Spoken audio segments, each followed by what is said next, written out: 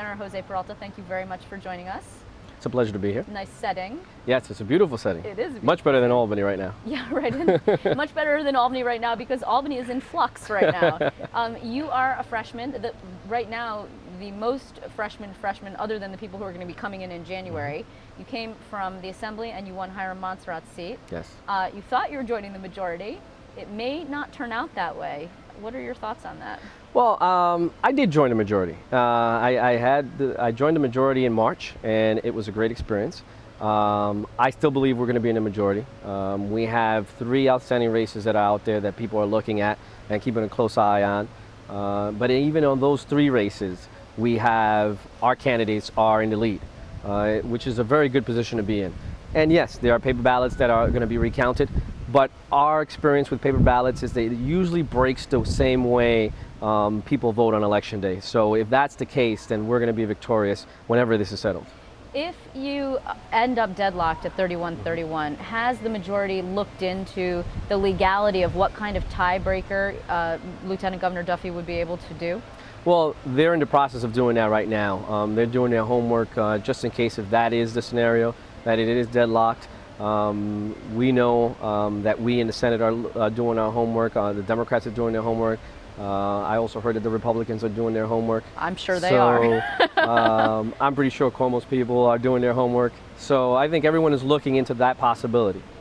You know, there has been questions as to whether or not actually, I mean, you could end up legally in court again over the question of the power of the Lieutenant Governor if he can cast a vote for leadership. I mean, there really won't be a majority leader because there will be no majority. I mean, what about a power sharing agreement?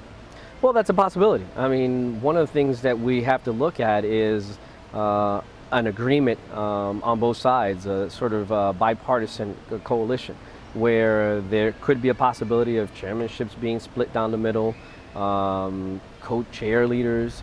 We'll see what happens. But again, the bottom line is it's all being researched. We're all looking into what the legality of it is and what can withstand legal challenges.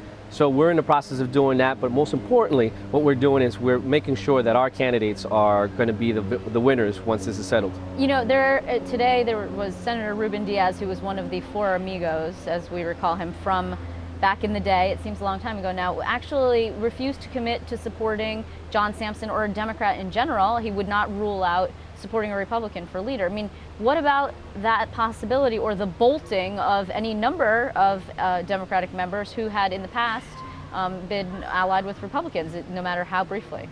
Well, I mean, we saw how that turned out. Not so well. Not so well. You know, been there, done that, saw that movie. Yeah. So it's not something that works out well. I think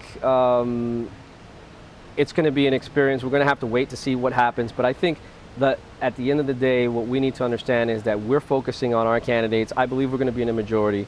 Our candidates are up. We're in the lead. And it's all about making sure that our candidates win. And any other speculation is just that, speculation. You now have more, because this is the Somos conference and it is about Hispanic empowerment, you now have more Hispanic members than you did before. I think it's 6. It's either 5 or 6. Okay.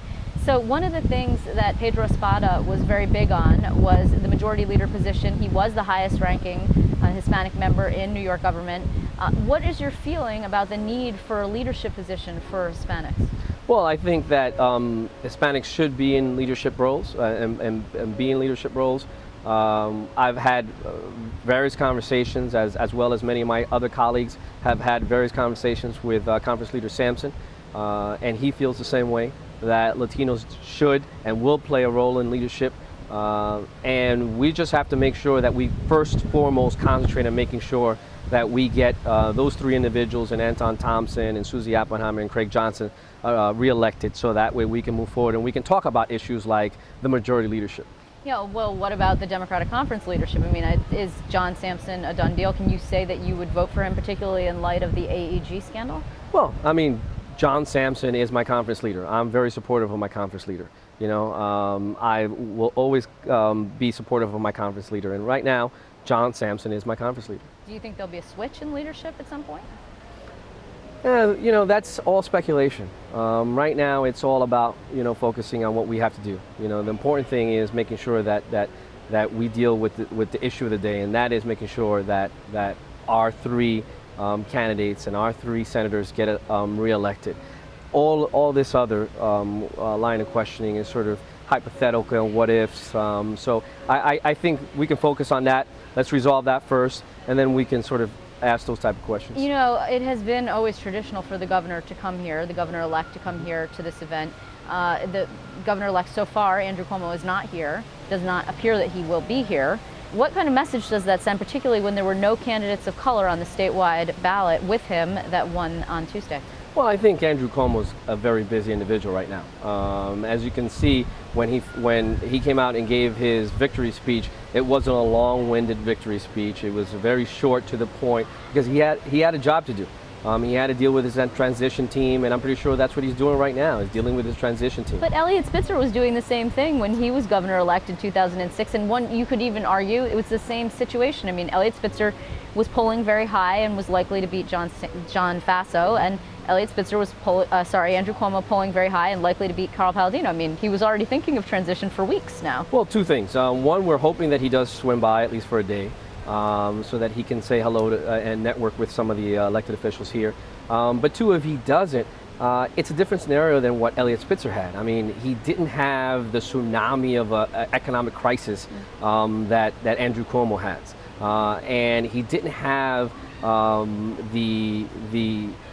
some of the issues that Andrew Cuomo has in Albany. So I think he's going to be very busy dealing with transition, making sure that he gets his people in line, making sure that people come in and do the job that he got elected to do. So I can understand that if he doesn't show up to Somos, and it's not going to be a slight in any matter. I think we have to understand that he was just elected governor. The job begins the very next day. And for him to actually be here at Somos may detract him from doing what he needs to do. You know, he ran on this platform of the need to clean up Albany, of having a zero tolerance approach to corruption. He was actually quite critical of the legislature, and then on top of that, not showing up to this event, which I guess some people say is, you know, there is some policy, but it is also a nice vacation for people after the election. The campaigns, they work very hard. But do you think it would be difficult? It adds to the difficulty of the legislature working with him? No, I think he's reached out throughout the campaign, and he's done a much better job towards the end of the campaign in terms of reaching out to elected officials and making sure that we understand that it's a collaborative effort. I think he's learned from the previous governor's styles, i.e. Eliot Spitzer, who came in and sort of wanted to take Albany by storm. Yes. And you saw how that turned out. So I think he's learned from that. He's learned from other governors in terms of his father, in terms of how to govern with the legislature. So I think he is taking all that, has taken note, and he's reached out to all of us, and he's made sure that we understood that it's going to be a collaborative effort. Well, just in parting, are you interested in being majority leader? I'm just curious, you know, because I hear the job is open. Well, the job is open. Look, we're focused. We're focused on making sure that we get our three senators elected. Once we do that, then we can speculate and talk about all the other positions. Okay, thank you very much, Senator Jose Peralta. Thank you. It's good to see you.